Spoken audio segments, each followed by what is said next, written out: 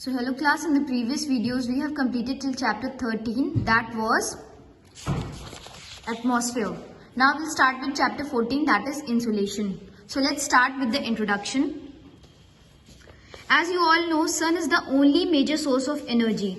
आप सभी को मालूम है कि जो सनलाइट है that is the major source of energy and all forms of life. जितनी भी लाइफ है अर्थ में, चाहे वो एनिमल्स हो, ह्यूमन बींग्स हो, माइक्रो ऑर्गेनिजम्स हो, सब क्या है, सनलाइट पे डिपेंडेंट है. अगर सन नहीं होगा तो we can not survive.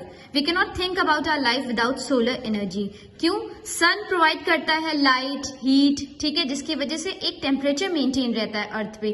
Climatic variation भी इसी वजह से होता है. वाटर प्योरिफिकेशन मतलब कि एवेपोरेशन, एटमॉस्फेरिक मॉडिफिकेशन, साइक्लोन्स जो होते हैं, प्रेसिपिटेशन मतलब कि पानी का किसी भी फॉर्म में कंडेंस होकर नीचे गिरना, लाइक स्नो, रेनफॉल, ठीक है.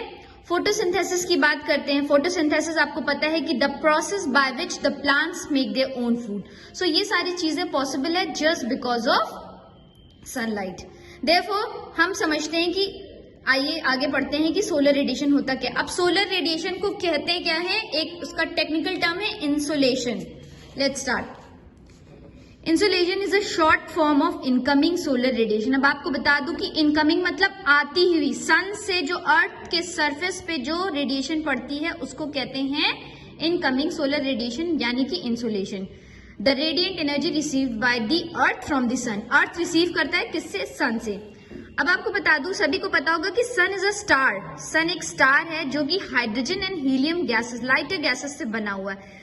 कन्वर्ट कैसे होता है? Conversion of hydrogen into helium produces huge amount of energy like a nuclear reactor.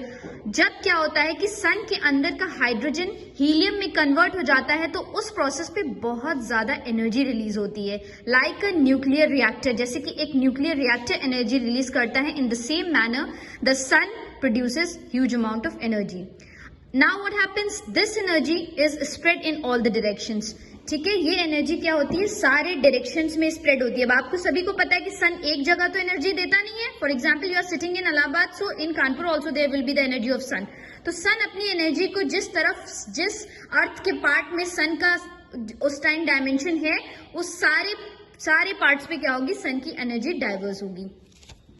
The earth receives only 1, 2, 0.0000000 part of the energy emitted by the sun. तो सोचिए कि अर्थ में सिर्फ इतनी सिर्फ और सिर्फ इतनी 2000 लाख 1/2000 लाख पार्ट, ठीक है, इतनी एनर्जी सिर्फ अर्थ रिसीव करता है जो कि सन एमिट करता है. तो दैट मीन्स कि ज्यादातर एनर्जी हम नहीं रिसीव करते, सिर्फ बहुत ही छोटा सा हिस्सा, तब भी वो कितनी ज्यादा है. It receives this energy in the form of radiation. हमारा जो अर्थ है वो रेडिएशन के फॉर्म में इस एनर्जी को रिसीव करता है. रेडिएशन क्या है? इस fastest method of heat transfer. Fastest method है, एक सबसे तेज तरीका है हीट ट्रांसफर का, और इसमें कोई भी मीडियम रिक्वायर नहीं होता है. ठीक है, जैसे कि अदर हीट ट्रांसफर में कोई ना कोई कंडक्शन या कन्वेक्शन का रिक्वायरमेंट होता है, इस ट्रांसफर मेथड में कोई भी मीडियम रिक्वायर्ड नहीं होता है. डायरेक्टली अर्थ क्या है, सन की एनर्जी को रिसीव करता है. The distance between the sun and the earth is about 150 million kilometres.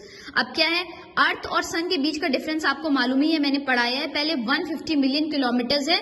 Solar radiation को सिर्फ 8 मिनट लगते हैं अर्थ पर पहुंचने में, ओनली 8 मिनट्स.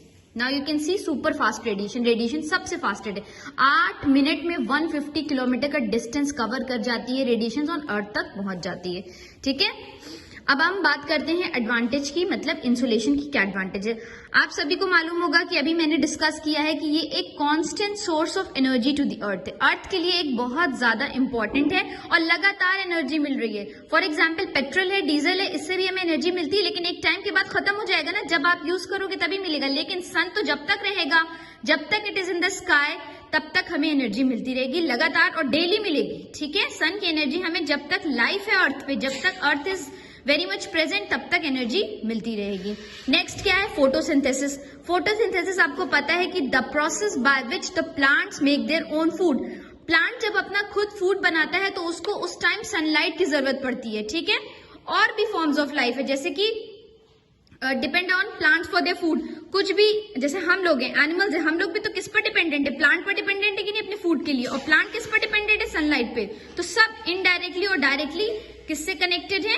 सनलाइट से। तो ये हमारे लिए एडवांटेजेस है। वेदर और क्लाइमेट में अगर चेंजेस होते हैं और एटमॉस्फेयर में अगर मॉडिफिकेशंस मतलब कि चेंजेस होते हैं, बदलाव होता है, तो वो सिर्फ और सिर्फ, फॉर एग्जांपल मान लीजिए कि सूरज नहीं है, तो क्या कभी कोई क्लाइमेट में चेंज आएगा? नहीं आएगा। क्लाइमेट में चेंज तभी पॉसिबल है when there is sun. Insulation is essential for the generation of solar electricity. Insulation जो है सोलर इलेक्ट्रिसिटी के लिए बहुत ज्यादा इंपॉर्टेंट है। आपको पता है कि the fossil fuels are declining, ये खत्म होते जा रहे हैं, दे आर बिकमिंग पेरिशेबल, इतना ज्यादा यूज हो रहा है। एक टाइम के बाद क्या होगा, तो हमें ऑल्टरनेटिव सोर्सेज ऑफ एनर्जी पे डिपेंड करना पड़ेगा, जैसे कि सोलर एनर्जी, विंड एनर्जी। तो आज भी सबके घरों में बहुत सारे लोगों ने सोलर पैनल्स लगवा लिए हैं, तो उससे क्या होता है कि they can utilise solar energy without using much of the electrical energy. ठीक है। It provides us lights to carry out daily activities. अगर हमारी जो एक्टिविटीज होती है, एकदम अंधेरा है, तो मान लीजिए कि क्या हम अपना कोई काम कर पाएंगे? सनलाइट होगी तभी तो पॉसिबल होगा जो बाहर के काम होंगे। तो बिल्कुल अंधेरे में तो सारे काम नहीं हो सकते। तो इसी वजह से क्या हमारी डे टू डे एक्टिविटी के लिए, जैसे कपड़े सुखाना है, कोई चीज भी करनी है, सबके लिए सन का होना बहुत जरूरी है। Now UV radiation is controlled amount is useful to man as it's provide vitamin D.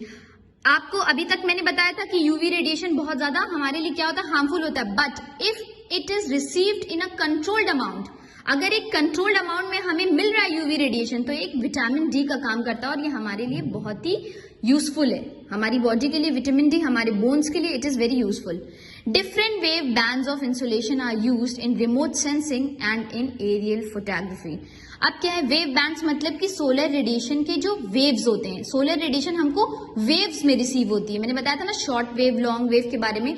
तो वेव्स में, उन वेव्स में क्या होते हैं? डिफरेंट बैंड्स होते हैं। वो किसके लिए इस्तेमाल किए जाते हैं? Remote sensing. रिमोट सेंसिंग मतलब जैसे कि मिलिट्री एरियाज में लोग होते हैं, तो वो होता नहीं, रिमोट सेंसिंग लगाते हैं, रिमोट सेंसर, उनको पता चल जाता है कौन सी चीज कहाँ पे। और एरियल फोटोग्राफी, अगर मान लीजिए जो लोग ड्रोन वगैरह से फोटोग्राफी करवाते हैं, सन नहीं होगा तो एरियल फोटोग्राफी पॉसिबल है? नहीं है। तो एरियल फोटोग्राफी के लिए भी ये इंपॉर्टेंट है। हमारी फूड है, क्लोथिंग है, शेल्टर है, हमारा घर किस तरह से बना हुआ है, एक्टिविटीज हमारी जितनी भी इकोनॉमिक, सब रिलेटेड है इंसुलेशन से। ठीक है।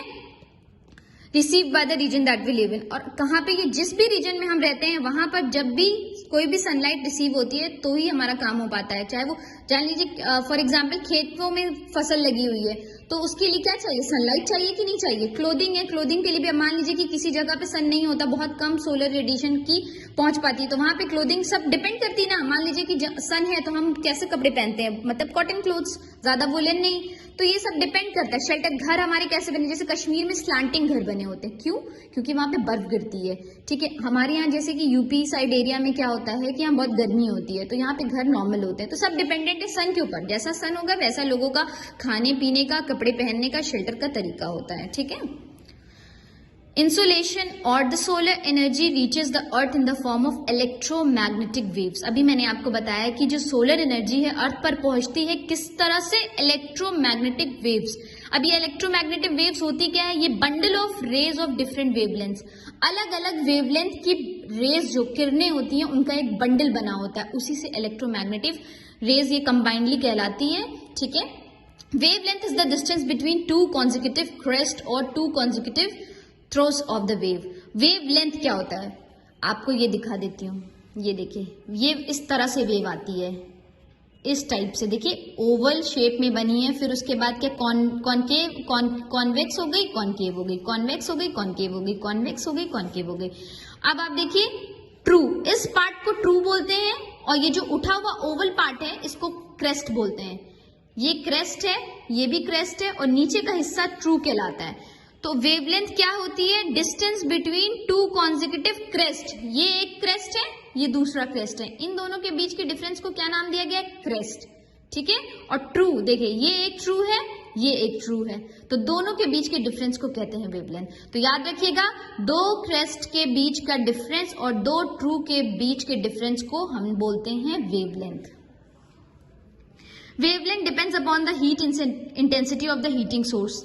वेवलेंथ डिपेंड करता है किसके ऊपर? Upon the heat intensity of the heating source.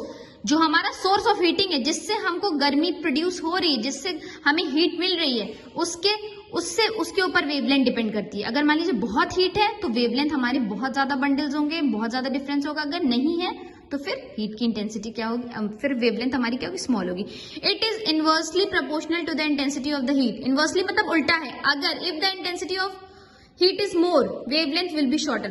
तो याद रखिए अगर हीट बहुत ज्यादा है, सन मान लीजिए कभी कभी बहुत गर्म रहता है, कभी बहुत धूप होती है, कभी नहीं होती, तो जब बहुत तेज धूप है और सन बहुत हीट दे रहा है तो दैट मीन्स वेवलेंथ उस टाइम शॉर्ट होगी, बहुत तेजी से पहुंचती है। मैंने बताया ना कि वेवलेंथ शॉर्ट का मतलब बहुत तेजी से हमारे अर्थ पर पहुंचना। और अगर हीट की इंटेंसिटी कम है, सूरज बहुत ज्यादा क्या स्ट्रांग नहीं है, तो उस टाइम क्या होगा, वेवलेंथ विल बी लॉन्गर। उस टाइम वेवलेंथ काफी धीरे धीरे ट्रैवल करके अर्थ पे आएगी। As the intensity of heat of cooking gas is more than the intensity of heat of a candle, जैसे कि मान लीजिए कि गैस पे खाना बनाते हैं तो क्या होता है कि इंटेंसिटी ऑफ हीट ज्यादा होती है, तभी तो जल्दी से खाना बन जाता है। लेकिन अगर कैंडल जलाएंगे तो क्या है, हीट कम है कि नहीं है, तो एनर्जी जो कुकिंग गैस रेडिएट करती है वो शॉर्टर वेवलेंथ में होती है, और जो कैंडल रेडिएट करती है वो क्या होती है, वो लॉन्ग वेव होती है। ठीक है, तो हमारी एनर्जी कुकिंग गैस वाली जो होती है शॉर्टर वेवलेंथ होती है। Now in the next video will discuss the next topic. Till then, revise till your class. Thank you.